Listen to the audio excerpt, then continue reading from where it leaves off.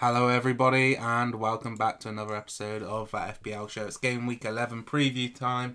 I am joined by Danny Campbell. How you doing, mate?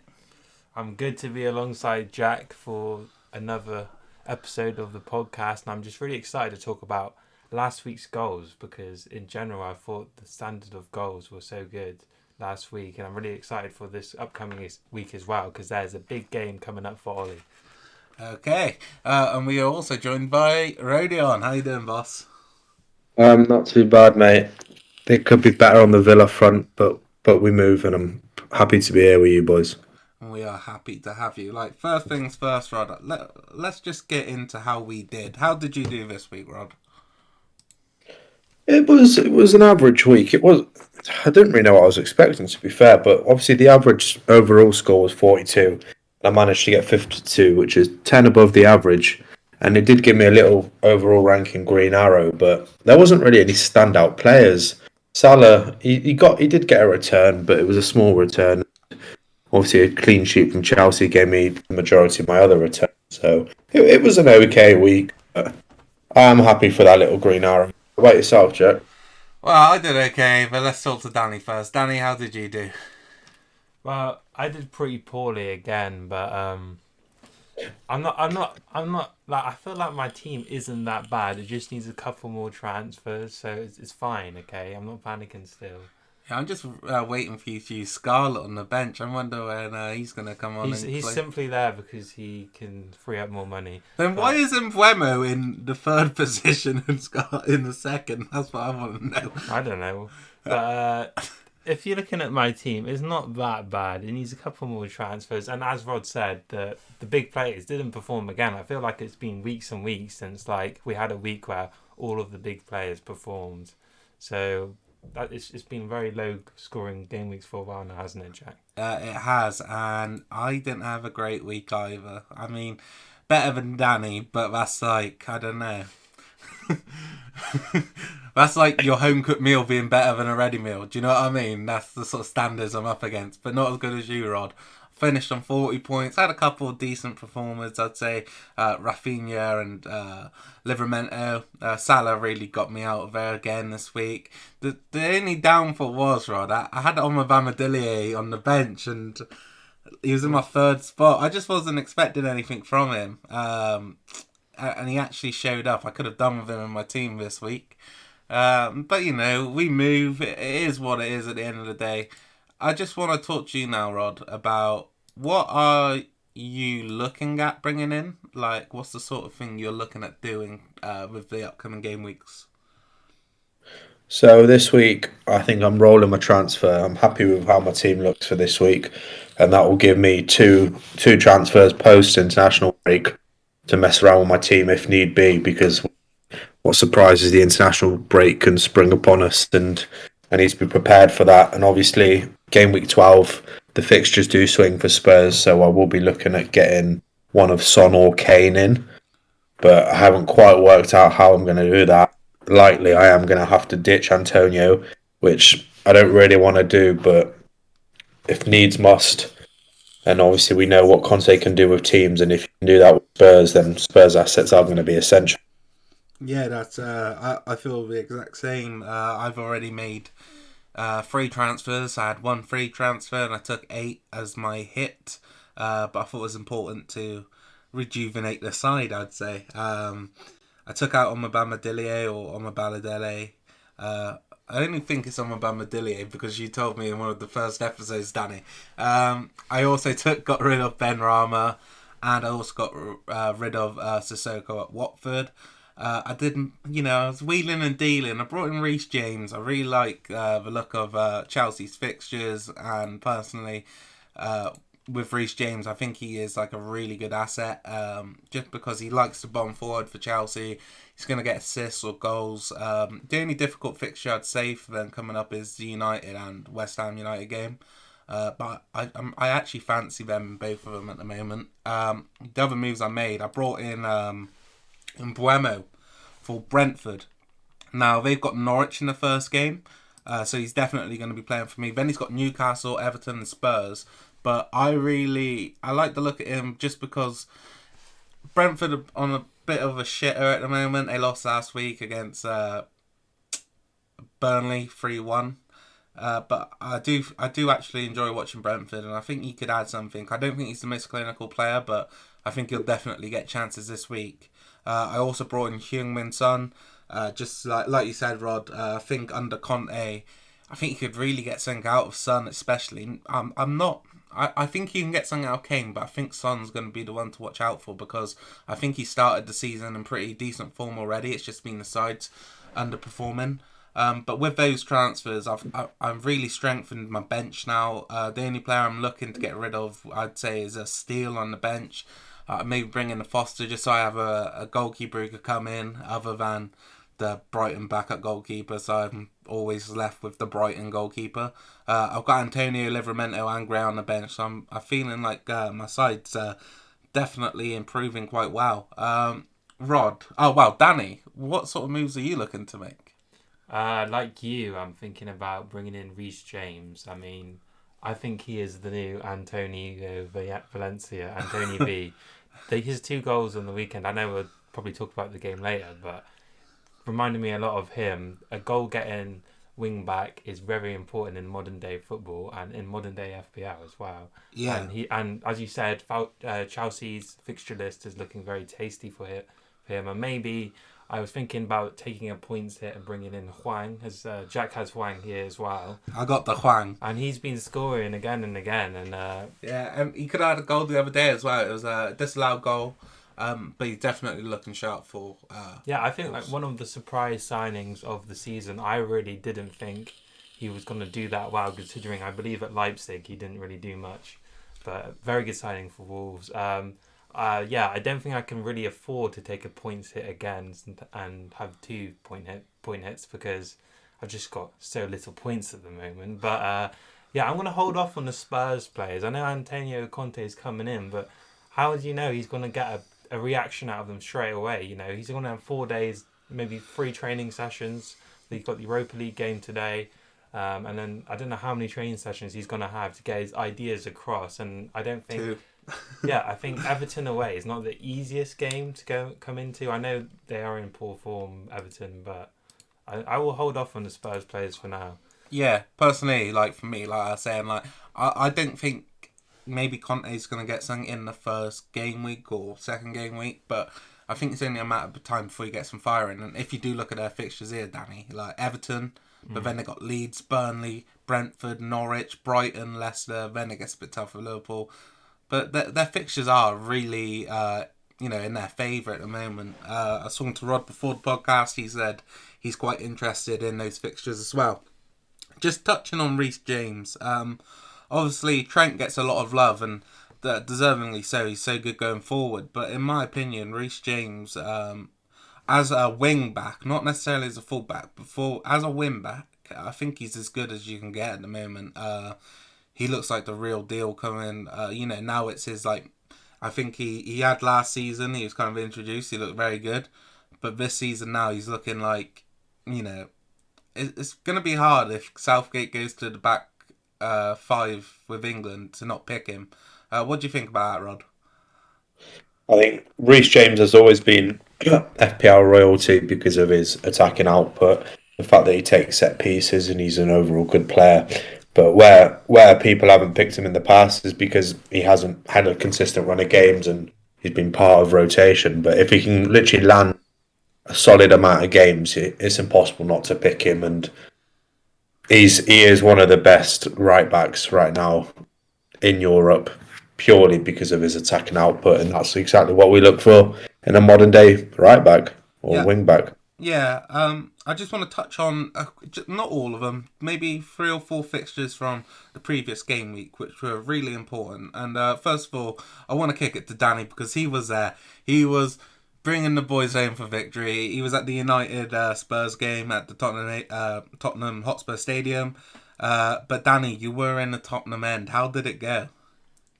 It went well from a United fan perspective. It was hard to contain my excitement. I was just basically smiling the whole time, really, because I feel like the atmosphere turned quite nasty and toxic inside the Spurs stadium as the game progressed. And especially it was embarrassing for Nuno to lose to United, who are being so bad in the way that they did. I thought it was so poor from Spurs, but it was nice being there, being back at a game after the pandemic. I've been to another game, but that really didn't count. But being at a big Premier League stadium and soaking up all the atmosphere, it felt really good to see all of these FPL players in real life as well. All of these FIFA players in real life, yes. I could see Ronaldo's hairline. Yeah. I can see the Botox in his forehead. I was that close. And I think from a Spurs perspective, I was speaking to my dad, who is a Spurs fan, and he said that it was actually a good result for them because they got Nuno sacked, and he's actually really happy now. So you could see it was like I'm almost a defeat that they needed to take, really. And for United, I thought it did paper over the cracks, but I think the ideas and performance from the players was actually good. But it's just a one-off. It's different speaking on it now because we watched the Champions League and you saw what happened. He reverted back to it and it didn't work as well. Personally, I didn't think much of the United game. I thought it was kind of like the United-Liverpool game where United were there, but they weren't playing. They were just spectators like the rest of us. And I felt like Spurs were like that, to be fair. They didn't really offer much threat. I think they failed to have a shot on target in the second half, which really shows how much of an easy day it really was for United. But once again, I thought the individual brilliance shined again. It's like we don't really have patterns of play where you can go, oh, we can see what's happening here. It's normally just something happens, Bruno gets the ball, then Ronaldo or something can... I thought Ronaldo's finishing was class in that game. I was right behind his volley, and it was beautiful to watch. I would say I'm going to give Ollie a little bit of credit because I think the system did work because it resulted in Spurs really not creating anything for the entire game. But to be honest, I think you could have played any formation, any style, and they wouldn't have created anything because they just look shite. Yeah, but my expectations were so low that he actually impressed me for that game alone. But I think you messaged me during the game. You said the midfield is just so poor, and I could see that. The individual quality of Cavani and Ronaldo really... Yeah, shone in that game. Rod, what did you make of it?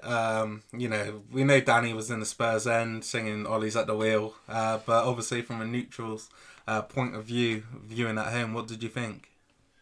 I did think that this game, there was a reaction from the players. You changed the system and you did have some sort of press where one player would go, then the other would go. It would kind of be more jointed and not as disjointed as you had in previous games. So I thought it was a better performance. I don't think by any stretch you were amazing.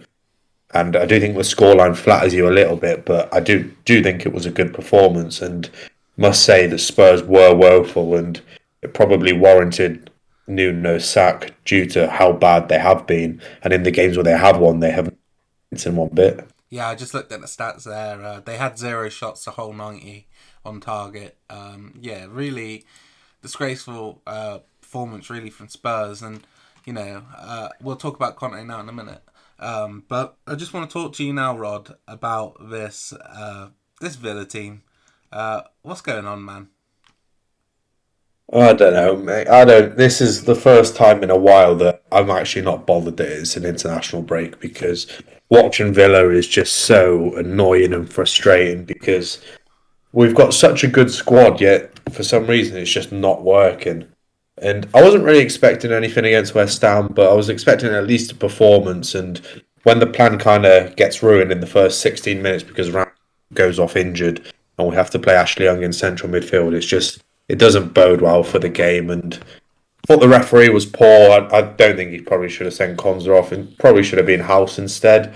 But he sent Konza off, and from that point, it is game over. Like, we can't do anything. And I'm worried that this is as far as Dean's taken.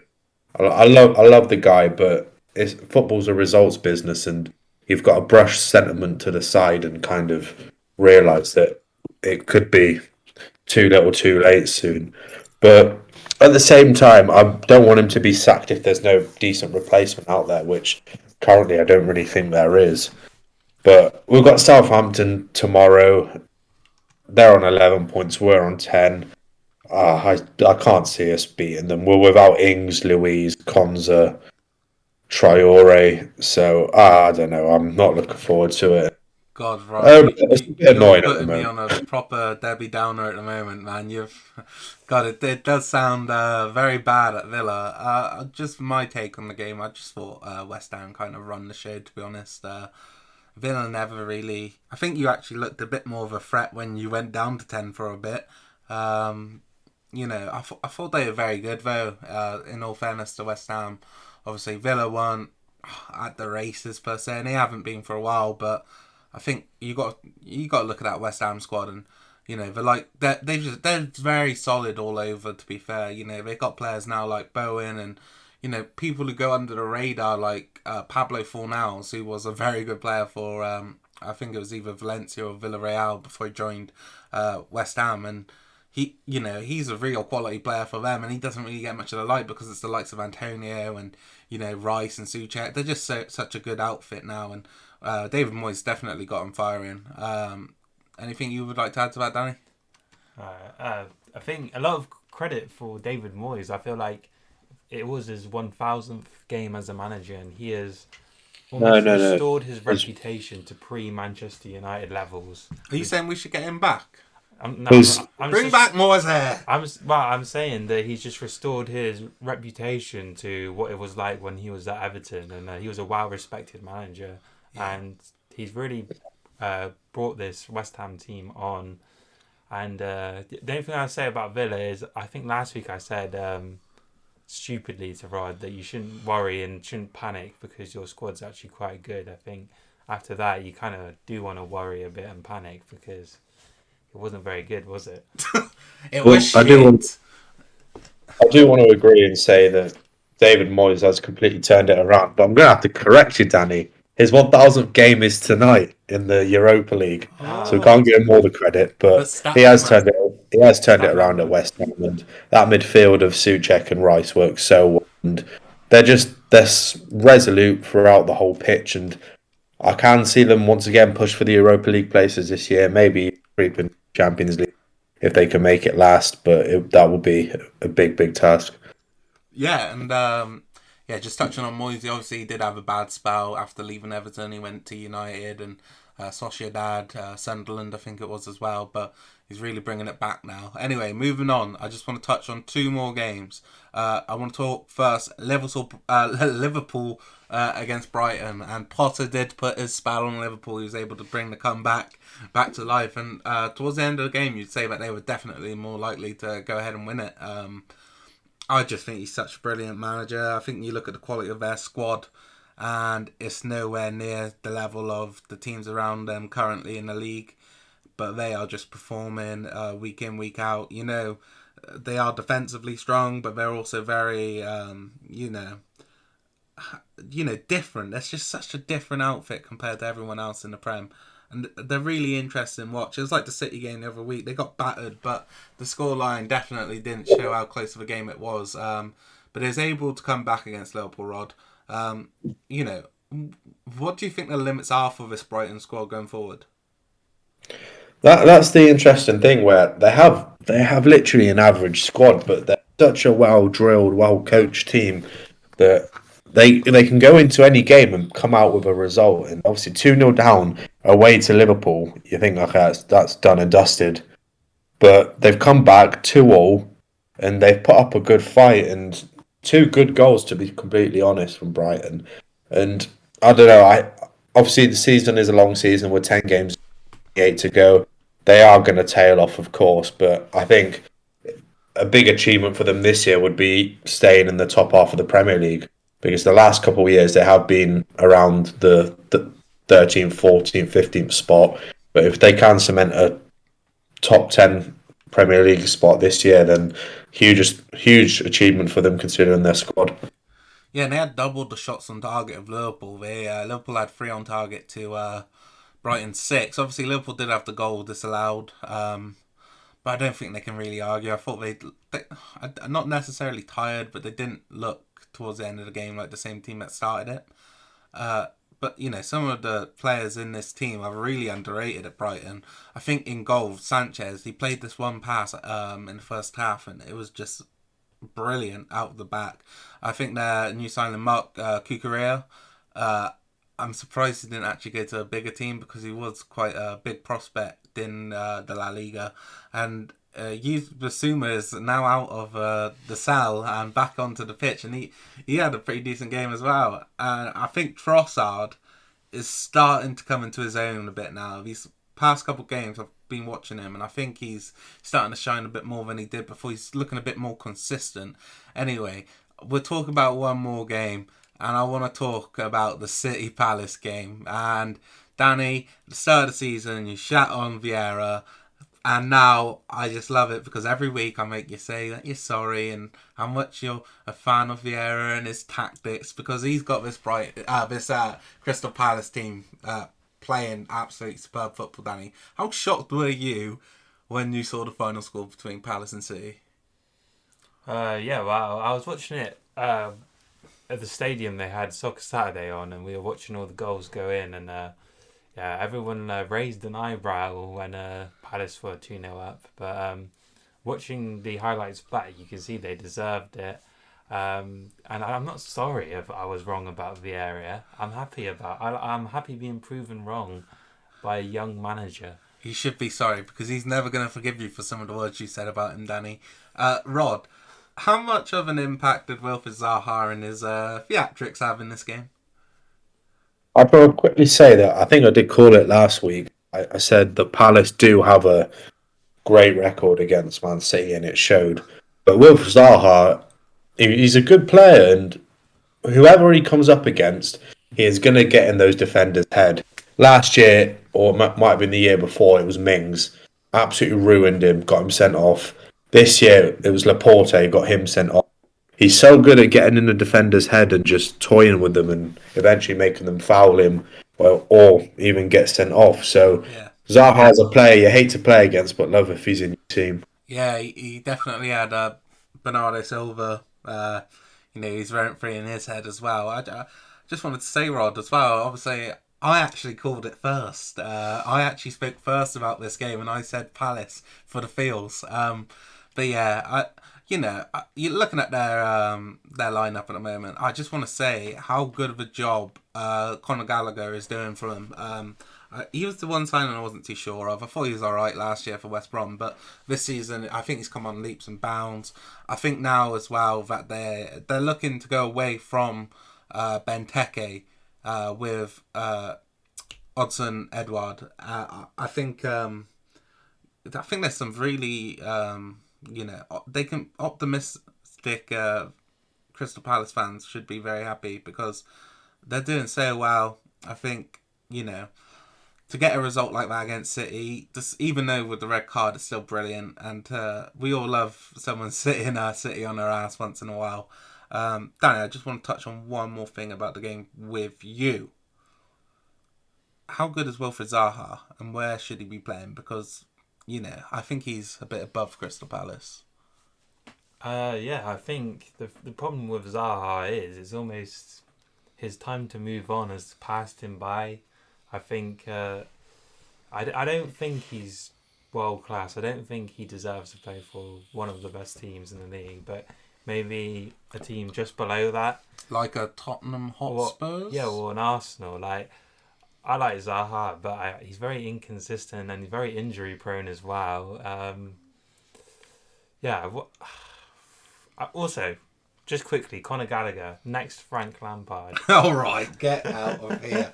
He's good, but I don't think he's that good, Danny. But it does take us on to talking once again about Tottenham, who have brought in a new manager, enter Conte. How well have they done to get this man, Rod? This could define their season because this is a huge appointment.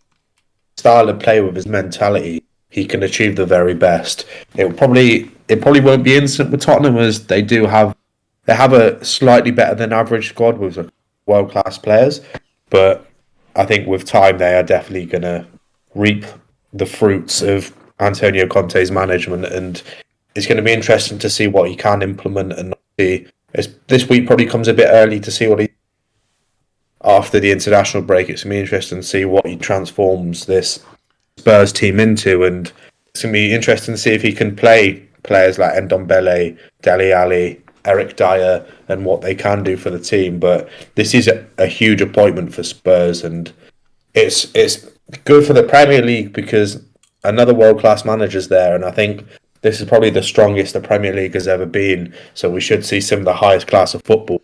Just one more thing, I would like potentially Simeone to join the Premier League, even Ten Hag. So it would be literally an all-star Premier League then. The League of Leagues. Then we get Messi at 39. Yeah. Just on this Conte, you do look at the fixtures, Danny. But how, they do have a pretty favourable run, but how long do you reckon it is going to be until you start seeing, the Conte stamp on this team and they're more, you know what you're going to get from them. Whereas with Nuno, you didn't know what he's going to get. It was a bit like a pick and mix. You could get chocolate, you could get some gummy worms. How long do you reckon it's going to be until it's a reliable Spurs team under him?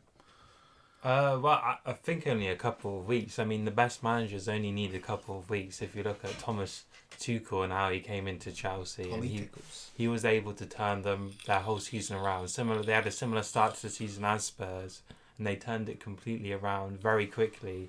And all of a sudden, they ended up with a Champions League at the end of the season. So obviously Spurs can't get that, but they could very well end up with a trophy or something. Yeah, they could end up with the Conference League, which is almost like a Champions League, but for Spurs.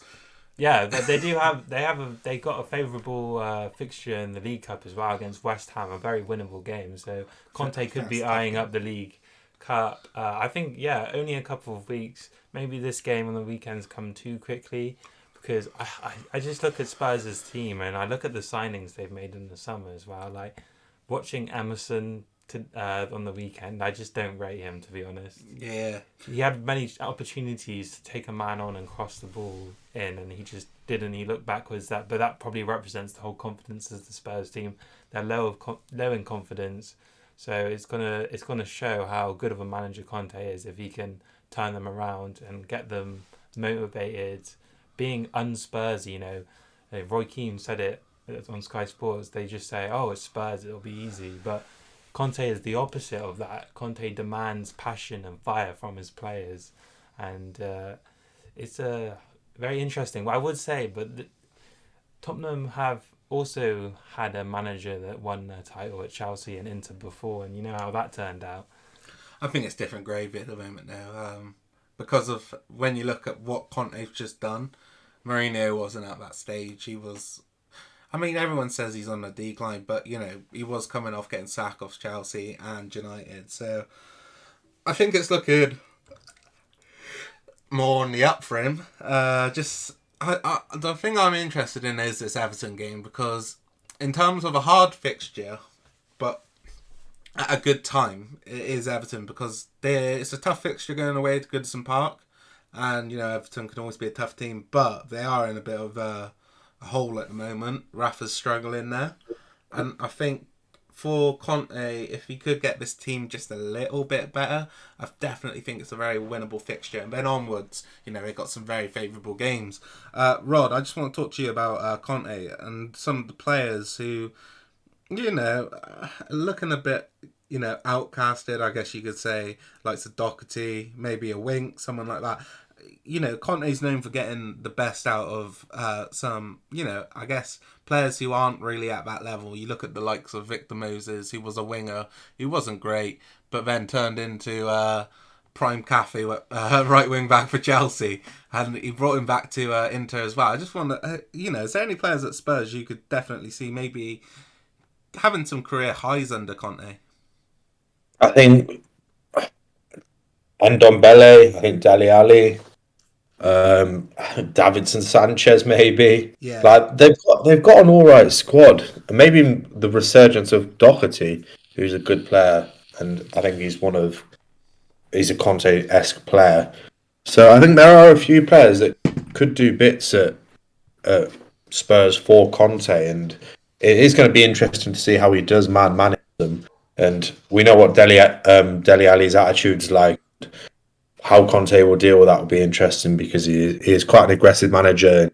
He demands the best. And I did read an article the other day where some of the players did have their doubts about Conte joining because of how much they're going to have to work, which kind of speaks Nah, volumes of who the players could be. of football But players in general. Work? No. Yeah, I think the one position you could say they might be lacking is a natural six who could pick up the ball and progress it. I think Højbjerg could do it, and I also think Skip could do it. But to have someone who's ready-made already to go into that position, I'm not too sure. I'm interested to see Ndombele in there because although he is quite explosive and he's quite dynamic in the game, I do wonder if he does have the work rate to suit a Conte system. I think it's going to be very interesting who picks at right wing back because I think they got a ready-made, brilliant left wing back in Reguilon who's probably going to do real, career highs in this Conte team. I think it's also going to be interesting, what back three lines up with. Personally, I don't rate Dyer, but I think in a Conte system he could probably do quite well. As a former midfielder, he could probably get on the ball and progress it quite nicely for him. I think it's going to be interesting to see if he goes with Tanganga in there as well. I think he could be very good in the Conte system. I just want to touch on now, boys, before we look at some of the upcoming fixtures. Who did United really? Are they going to live to regret not pulling the trigger on Conte, or do you think they're definitely going to regret it? I'll go to Danny first. Well, I think they are going to regret it. We could say in hindsight now, we've seen the Champions League performance and how Ronaldo just saved them from a very, very terrible result. And it's just it was the performance that just represented what we've seen all season. Loads of mistakes from our defenders, our attackers not really playing as a team for the most part. They got to regret it. Like, Conte is a world-class manager. He was available. He wanted to come back into management. And you bet he would have rather come to United over Spurs because it's just the more attractive place, isn't it? And now, if they do decide Ollie's not going to be good enough, they lose to City, they lose to Chelsea, they lose to Arsenal. Who have they got to replace Ollie? Like, there's not a lot of choice out there, in my opinion, and it's just not looking good for United this season, in my opinion. Yeah, Rod, I think we're in a bit of a similar predicament to you now, whereas it is who would you go for, the options. And personally, I feel like if they're going to stick with Ollie, they might as well have gone with Conte because Ollie's reverted into this back three now where, you're not going to see the likes of Jadon Sancho and people like that because the system's not, or Greenwood, sorry, just because the system's not set up for them. And you might as well have gone with Conte if you wanted that. If all you care about is winning and grabbing results, I think Conte, you should have just gone with him. Personally, I felt that if United want to win straight away, you go with Conte. But if you're looking for a project, you need to go with someone else. I'm not too fussed about us not getting Conte. I'm just concerned about the fact that Ollie's still in the job, to be honest, Rod.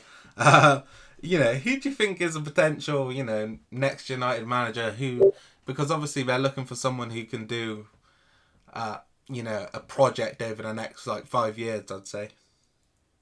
that's the thing. I'm not really too sure who there is out there who could come in and do the job, bar maybe the Ajax manager Ten Hag, but then still he's doing bits over there, so I'm not too sure if he would leave. And to be fair, now I'm pretty certain Ollie will stay till the end of the year because there aren't really any viable replacements out. And I don't know. I think United probably should have pulled the trigger on Conte, but hindsight is a wonderful thing, and now he's at Spurs, so I don't know.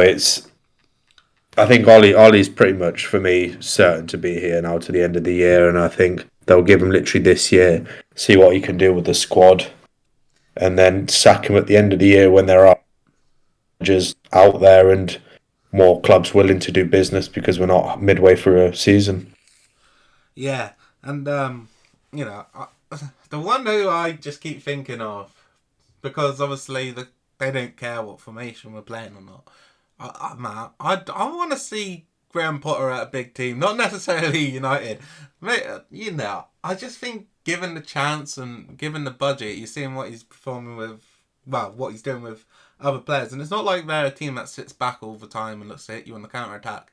They're a team that likes to dominate play at times. And I'd like to see Potter at a big team. Anyway, boys, let's move on to some of the upcoming fixtures. It starts on Friday. It's at St Mary's. It's your game, Rod. It's Southampton against Villa. What's going to happen? What is going to happen? I'm not optimistic, and it's so frustrating because I love Villa, but I just can't see it, and we're without four big players, so I think it's going to be a 2-1 Saints. Fair enough. I think you're going to see a Villa who are going to look to, definitely be a more solid team defensively. I think they're going to be very compact. Maybe try to hit Southampton on the counter attack. Be interesting to see if Danny Ings starts this game. I do feel like is he missing for you at the moment, or is he just not playing? Yeah, so it's out of the game is Douglas Luiz, Konza, Bertrand Traore, and Danny Ings. Oh, right, that's a shame, man. It's going to be interesting if he plays Courtney House, because for some reason I feel like Dean Smith's a bit obsessed with him, and he's definitely got better players there. Obviously, he's going to start him because he's missing Mings and Konza. So it's going to be... Mings will come back in. Oh, Mings ready? Man, get Mings and Tuanzebe then. If they play Mings and Tuanzebe, I'll go for a Villa win. If not, probably a Southampton. So I'm going to go probably with a Southampton. I'm going to go Southampton 3-0. Livramento hat-trick. How about that, Danny? What do you think? I don't think it's going to be a very good game. I think, as Jack said, Villa are going to try and be a bit more solid because they are conceding a lot of goals at the moment. But Southampton, I like Southampton, but they're just not that good. They're very mid-table for me, and I think it might just be a very stale 1-1 draw affair. Yeah, Che Adams scored a fucking screamer against Fozzie. Yeah, that was a brilliant goal, that one. Alright, let's move on. Oh, shit. The half-12 kickoff is Old Trafford. It's Manchester United against Man City. Let's go to you first, Danny. I think this is going to be a shit show. Yeah, I think it's going to be similar to the Liverpool game, really. Maybe not as bad as that, but in terms of a performance, I just feel like when the United players are at home under the pressure, they seem to buckle. You see how good their away form is. It's because I feel like they hate the pressure of their own fans, and it's just City going to be looking for reaction after losing at home to Palace. We could have been a bit more positive before the Atlanta game, but after watching the Atalanta game and seeing just how poor the performance was, how we easily could have lost that if not for Ronaldo. So it's just that Spurs game. We're like, oh, maybe Ollie, he's turned a corner, because the performance was actually there. You can see the players were pressing, but back to Atalanta, and they just regressed the previous week. So it's going to be City just going to have too much for them. Guardiola, the style of play, just the antithesis of what United are at the moment. And it won't be a blowout like Liverpool, but it's going to be... Can we have a fucking score prediction, please? 3-0 City. 3-0. Right, I'm just going to say it right now. He's going to play Muck Fred, and if we don't have Varane, we're going to get battered. And I don't think we're going to have Varane. He's out for a month. What? He's out for a month. Exactly, we're fucked. Let's just go... I'll go 4-1 Manchester City. Rod, what do you think? I can't see him scoring that much. I think City do have trouble with scoring goals. I do see them winning, but I can't see them winning by much. So I'm going to go 2-1 City. Fair enough. Brentford against Norwich. I think this one is actually more of a competitive game because Brentford are on a bit of they're in a bit of a hole at the moment, but I think they're going to come out of it. I think you're going to see, Brentford at home. They've looked very good. I'm going to go with Brentford. Man, I'm tempted to go high. I'm going to go Brentford 3-0. What do you think, Danny? Completely agree. I feel Brentford in poor form, but Norwich at home is the perfect game anyone would want to get out of the poor form.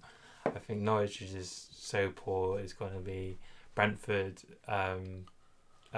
very good at home as well. I feel like their away form has been poor, but at home they've been looking a lot better and getting results. So despite their poor form, they are going to win 3-0 as well. Rod? I'm actually going to go against the grain here, and I think Norwich are going to win 2-1. Fucking hell. I think That's ballsy prediction, that is.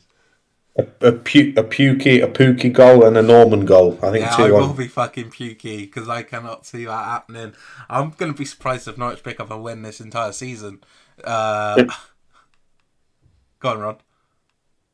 I don't know. I do agree with you that they are going to struggle to win this year, but I think they're playing a newly promoted team. Yeah, didn't you say 3-1 Norwich? I said 2-1. Oh, right. Anyway. I can't see where you're coming from, but they are playing a newly promoted team, so if anything, this is the best. Promoted teams. Exactly, that's what I'm saying. All right, yeah. Chelsea against Burnley, 3 o'clock, Stamford Bridge. Rod, we'll go to you first. I think Chelsea, they're flying. They bench Chilwell and Rhys James midweek, so these two playing, they're going to cause Burnley a lot of problems. Although Burnley are coming on the back of a convincing win against Brentford, but I do see Chelsea being too strong for them. I'm going to go 2-0. Yeah, fair enough. I actually agree. I think that's going to be the area of which Burnley are going to struggle to contain the wing backs. Obviously, I'm not sure when Lukaku or Werner's back. I'm not sure Werner really matters. You might as well stick me in the box if you're going to do that. But yeah, I think it's going to be a hard game for Burnley. I can see them keeping it tight for about 45 minutes, but then struggling in the second half. I'm going to go 2-0 Chelsea. Danny? Yeah, I think it's going to be a close game actually, but Chelsea will have too much in the end. I feel like Burnley are going to play well, be very compact, but as Jack said, the wing backs will be too much, and it'll be a 2-1 Chelsea win. Yeah, fair enough. All right, we're on to the Palace, man. They're fucking flying. I'll go first. This is going to be a good game against Wolves because I thought Wolves were very good the other night against who did they play? Everton. Yes, in the win. I thought Ruben Neves was superb again. But man, I feel like Wolves in this game. Yeah, you know what? I was going to back Vieira because a Vieira fanboy and Potter fanboy, but I'm going to go with Wolves. I'm going to say they're going to pick up a 2-1 victory away at Selhurst Park. Danny, what do you think? I think it's going to be one of the games of the weekend. Two teams who are flying 3-3 at Selhurst Park. Fair enough, Rod. I do agree this is going to be a very interesting game there. Two teams on hot form. Two good attacking teams who have both got new managers. So I do see it being an entertaining game, but I can see Wolves just edging it 2-1. Yeah, I think with Wolves as well, it's been quite interesting since they kind of taken out Adama. And, you know, they've looked to use the likes of like Podence and Huang and Trincao, who I think is a very good player. I think they've looked really good. Brighton, 5:30 against Newcastle. This is 4-1 Brighton, I think. What do you think, Rod? I think this is a game that Newcastle are going to struggle to compete in. I do think Brighton will have too much, and it is a long trip down south for Newcastle fans. So I'm going to go for Brighton 2-0. Fair enough, Danny. Brighton 3-0 Newcastle. Like all the headlines have been about which manager's going to come. I don't think any manager wants to come to this current team. Yeah, but they want that money. They probably they know that the first manager at Newcastle is probably going to get the sack. So you just know you're going to get a big buyout. So I might take that job actually. So what do you think the score?